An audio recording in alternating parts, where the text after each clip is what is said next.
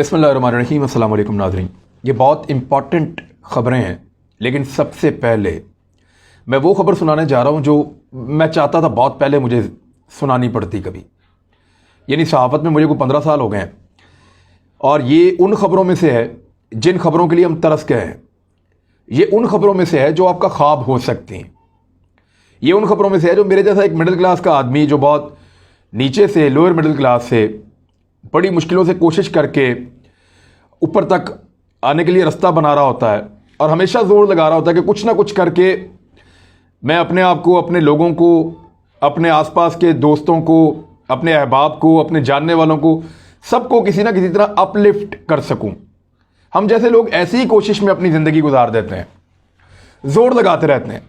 हमारी एक ख्वाहिश भी होती है और ये हर पाकिस्तानी की, जो आम पाकिस्तानी है, उसकी ये ख्वाहिश है और आज वो ख्वाहिश पूरी हो रही है। जो खबर मैं आपको सुना रहा हूं, मुझे बड़े लंबे अरसे के बाद एक ऐसी अच्छी खबर सुनाने के लिए मिली है। ये खाली खबर नहीं है, ये ख्वाहिश है, ये ख्वाब है। खबर का खे होता है ना, तो खबर में भी खे होता है, ख्वाहिश में भी खे होता है, ख्वाब में भी खे होता है। तो ये मेरा ख्वाब भी था, मेरी ख्वाहिश भी थी और आज ये खबर है। और खबर क्या है कि पाकिस्तान में इमरान खान साहब ने एक वादा किया था कि पूरे पाकिस्तान का एक तालीमी निसाब होगा। बच्चे आपके चाहे प्राइवेट स्कूलों में पढ़ें, चाहे सरकारी स्कूलों में पढ़ें, चाहे मदरसे के अंदर पढ़ें, छोटा स्कूल हो, बड़ा स्कूल हो, बहुत बड़ा स्कूल हो, इदारा कोई भी हो, लेकिन निसाब एक जैसा होगा। अमीर से अमीर आदमी का बच्चा भी वही निसाब पढ़ रहा होगा, गरीब से गरीब आदमी का बच्चा भी वही निसाब पढ़ रहा होगा। एक मजदूर का बच्चा भी वही पढ़ेगा जो एक फैक्ट्री के मालिक का बच्चा पढ़ेगा। एक आम आदमी का, एक आम पाकिस्तानी का बच्चा भी वही कुछ पढ़ेगा जो एक वजीर का बच्चा उस मुल्क में रहते हुए पढ़ेगा। यह एक ख्वाब था जो बतौर पाकिस्तानी मैंने देखा, बार बार देखा। यानी हमें बहुत सारी जिंदगी में ऐसे हालात का सामना करना पड़ा कि एक डिफरेंस था, एक तकसीम थी बिला वजह की।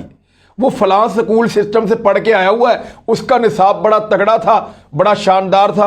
हम लोग तो कम्प्लेक्स में ही रहते थे, सरकारी स्कूलों वाले। हमें तो हमेशा ये लगता था कि हम लोग तो शायद आए ही इन लोगों की नौकरी और चाकरी के लिए हैं, या हम ये हक लेकर पैदा नहीं हुए कि हमें वो तालीम मिले जो उनको मिलती है। हालांकि कुछ भी ऐसा नहीं था। ये तो पता चलता है बाद में आपको अपर लेवल पे आकर के उनकी ज़हनी सलाहियतें क्या हैं और आपकी ज़हनी सलाहियतें क्या हैं। मुझे बहुत बड़ी बड़ी जो स्कूल की चेन्स हैं, मैं बड़ी मादरत के साथ, बहुत बड़े बड़े जो प्राइवेट इदारे एजुकेशन के बने हुए हैं, इंतहाई मादरत के साथ मैं वहां पे लेक्चर देने के लिए गया, बच्चों को उनसे बात करने के लिए गया और फिर मैं सरकारी स्कूलों में और सरकारी कॉलेजेस में भी गया। आप हैरान हो जाएंगे कि सवाल पूछने की काबिलियत और इश्यूज के साथ वाकफियत और कॉमन सेंस में, इंटेलिजेंस में हमारे जो सरकारी स्कूलों के और कॉलेजेस के बच्चे थे वो ज्यादा बेहतर थे। मैं आज भी इस दावे पे कायम हूं। लेकिन निसाब के अंदर एक अलग अलग किस्म की तकसीम थी। वो तकसीम हमें आपस में बहैसियत कौम तकसीम कर रही थी। अब यह ख्वाब पूरा हो गया है और यह नोटिफिकेशन है जो मैं आपको दिखा रहा हूं।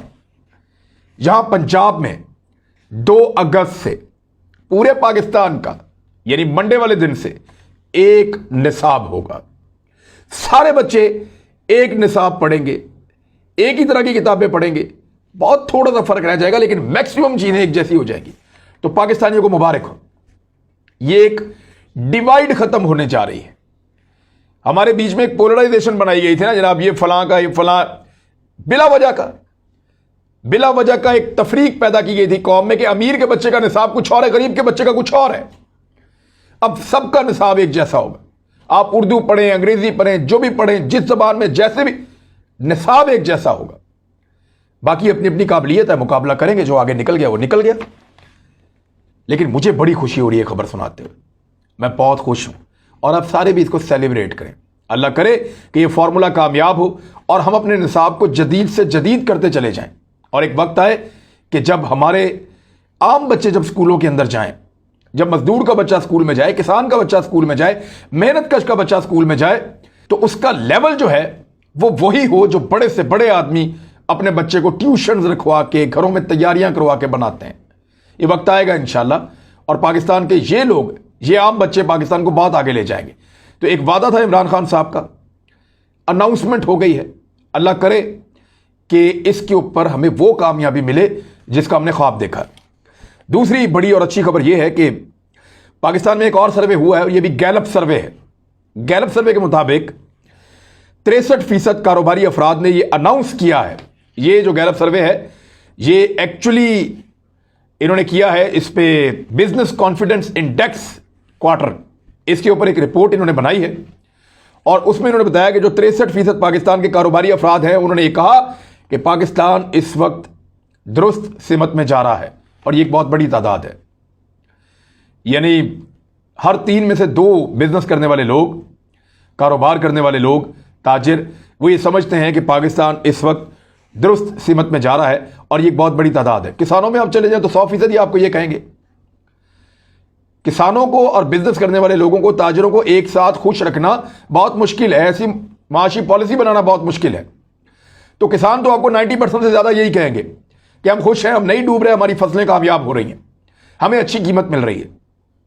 और अब कारोबारी तबका भी 63% ये कह रहा है गैलप सर्वे के मुताबिक कि पाकिस्तान दुरुस्त सिमत में इमरान खान साहब लेकर जा रहे हैं।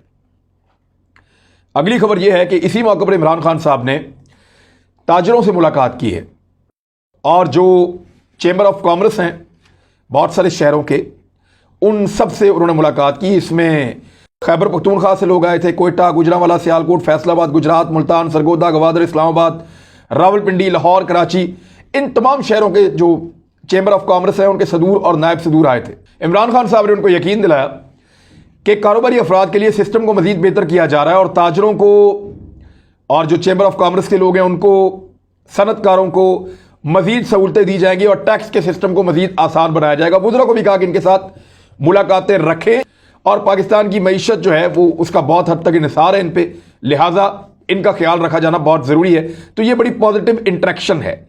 इसके साथ ही साथ इसके साथ जुड़ी हुई एक अच्छी खबर यह है कि IMF ने पाकिस्तान में मजबूत माशी सरगर्मियों का एतराफ़ कर लिया है। IMF ने एक रिपोर्ट जारी की और उस रिपोर्ट में यह बताया कि पाकिस्तान की शरह नमू जो है वो लगातार बढ़ती जाएगी। पाकिस्तान की GDP में इजाफा होगा। आने वाले सालों में पाकिस्तान के बारे में जो तखमीना लगाया गया है, पाकिस्तान उससे बेहतर परफॉर्म करता हुआ दिखाई दे रहा है। लिहाजा IMF का यह एतराफ़ करना इस बात की निशानदेही है कि पाकिस्तान ने IMF को जो कहा था कि हम अपने तरीके से टैक्स इकट्ठा करेंगे, हमें ज़रा अपने तरीके से चलने दें, हम अभी लोगों के ऊपर मजीद बोझ नहीं डाल सकते। लिहाजा एक फार्मूला पाकिस्तान की गवर्नमेंट ने खुद अडॉप्ट किया और 2 महीने के अंदर IMF ने उसका एतराफ़ कर दिया कि ठीक है, पाकिस्तान जिस सिमत में जा रहा है वो सिमत डिलीवर कर रही है।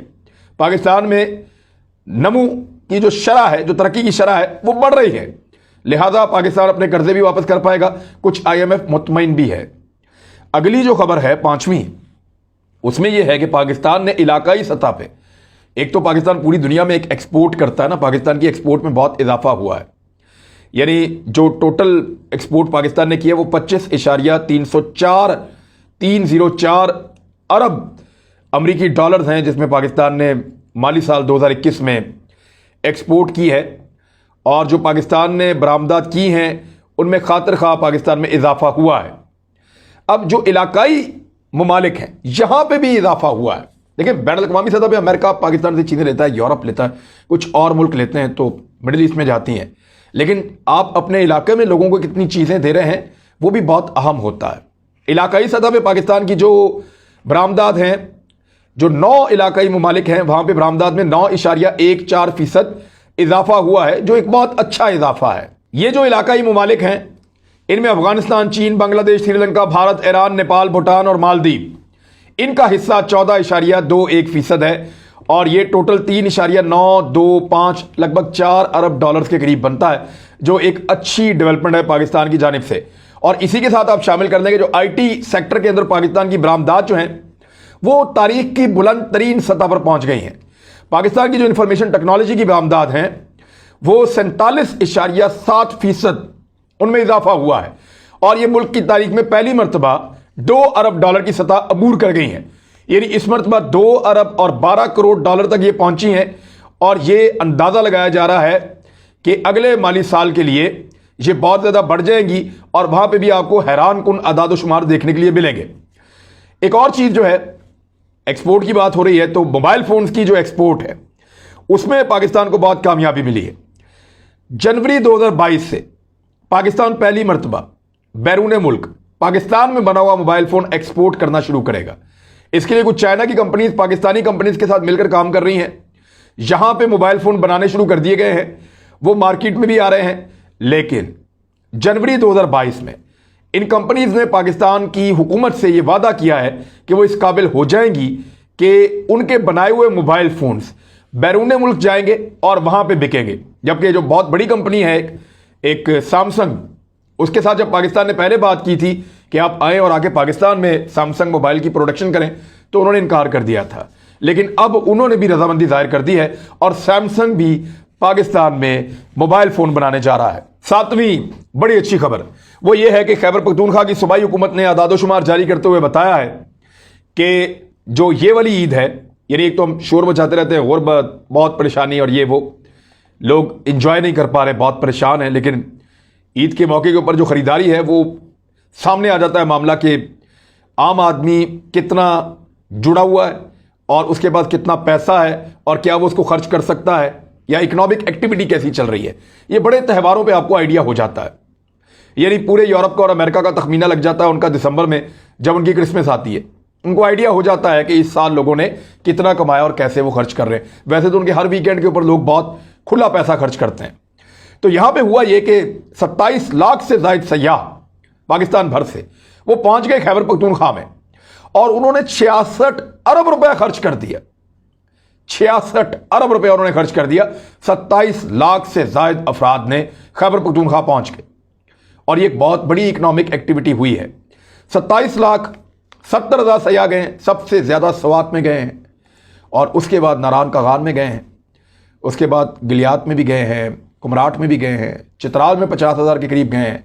तो बहुत बड़ी तादाद में सयाह पहुंचे हैं और फिर गिलगित बल्तिस्तान भी गए हैं। उसका डाटा तो बिल्कुल अलग है, वहां पे भी बहुत अरबों रुपए का कारोबार हुआ है।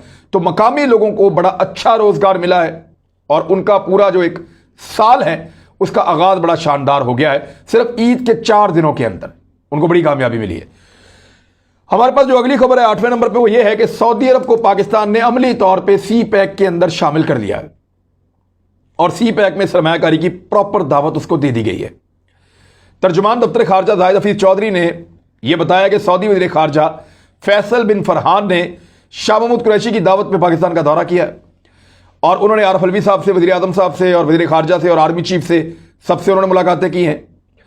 और पाक चीन इक्तसादी राहदारी जो है उसका खुसूसी इक्तसादी जोन जो है उस हवाले से सऊदी हम मनसब ने काफ़ी दिलचस्पी जाहिर की है और सऊदी अरब आने वाले दिनों में अपने इन्वेस्टर्स को लेकर आएगा और गवादर में और सनदी मनसूबों के अंदर अब वो अपना हिस्सा डालेंगे और पाकिस्तान में इन्वेस्ट करने जा रहे हैं।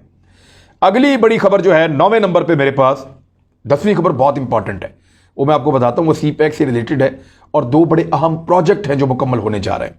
मैं लोगों को एक तरगीब भी दूंगा, जो लोग इन्वेस्टमेंट करना चाहते हैं उनको जरा आइडिया हो जाएगा।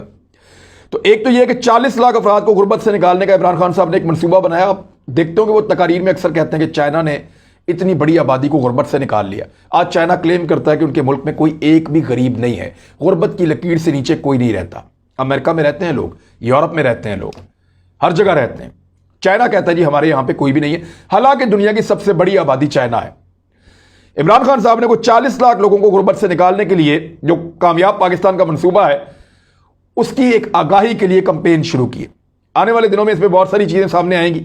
मैंने इसको स्टडी किया है, ये बड़ी इंटरेस्टिंग चीजें हैं, आप इससे फायदा उठा सकते हैं।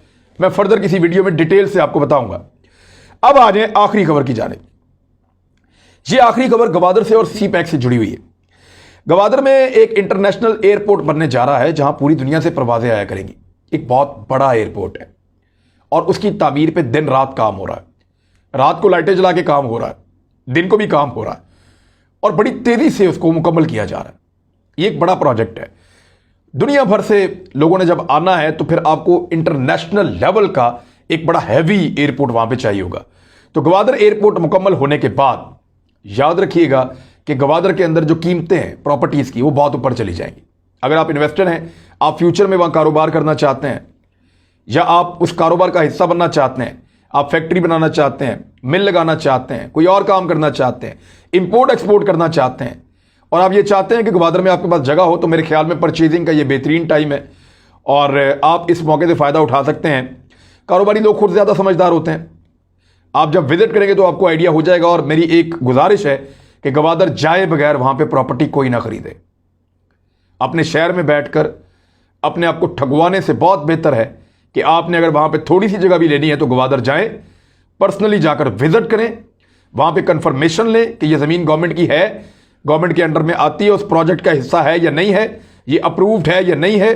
बिला वजह फाइलें लेके, फाइलें बेच के अपने पैसे ज़ाया मत कीजिएगा। बहुत सारे फ्रॉडिये भी हैं इसमें। लिहाजा जब भी आप कुछ लेना चाहें तो थोड़ा तरद्दुद करें, ग्वादर जाएं, वहाँ जाकर खरीदें। और ये आखिरी खबर जो इसके साथ मैं जोड़ दूं, पाकिस्तान का एक बहुत बड़ा प्रोजेक्ट है, वो भी मुकम्मल होने जा रहा है और ये पाकिस्तान में अपने तर्ज का पहला प्रोजेक्ट है। इससे पहले कभी पाकिस्तान ने ऐसा नहीं किया। ये पोटेंशियल बहुत था पाकिस्तान के पास, लेकिन वो किसी और चक्कर में रहे। ये सी पैक के साथ जुड़ा हुआ एक सुक्की किनारी का एक मंसूबा है। इसको कहते हैं रन ऑफ द रिवर। जब दरिया चल रहा होता है ना बहुत तेज, ये दरिया कुनहार के ऊपर मानसेरा के करीब बन रहा है रन ऑफ द रिवर, एक बिजली बनाने का प्रोजेक्ट।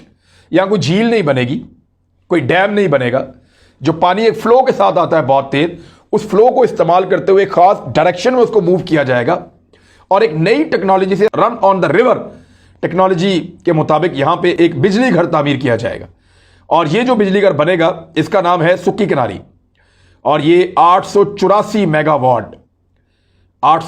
मेगावाट बिजली पैदा करेगा। बहुत बड़ी मिकदार है बिजली की और ये बनेगा सिर्फ 1.9 अरब डॉलर्स में, 2 अरब डॉलर से भी कम पैसों में।